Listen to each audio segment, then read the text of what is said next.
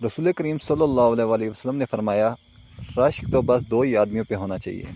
ایک اس پر جس سے اللہ تعالیٰ نے قرآن کا علم دیا اور وہ رات دن اس کی تلاوت کرتا رہتا ہے، اور اس کا پڑوسی سن کر کہہ اٹھے کہ کاش مجھے بھی اس جیسا علم قرآن ہوتا اور میں بھی اس کی طرح عمل کرتا، اور وہ دوسرا جسے اللہ نے مال دیا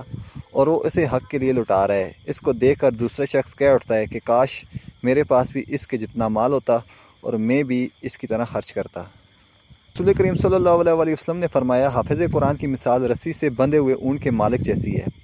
اور وہ اس کی نگرانی رکھے گا تو وہ اسے روک سکے گا، ورنہ وہ رسی تڑوا کر بھاگ جائے گا۔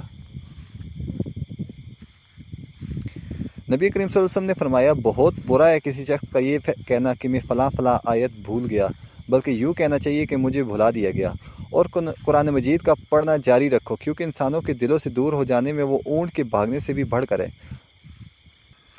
نبی کریم حضرت محمد مصطفیٰ صلی اللہ علیہ وسلم نے فرمایا، سورہ بقرہ کے آخر کی 2 آیتوں کو جو شخص رات میں پڑھ لے گا وہ اس کے لیے کافی ہوں گی۔ کریم صلی اللہ علیہ وسلم نے ایک قاری کو رات کے وقت مسجد میں قرآن مجید پڑھتے ہوئے سنا تو فرمایا،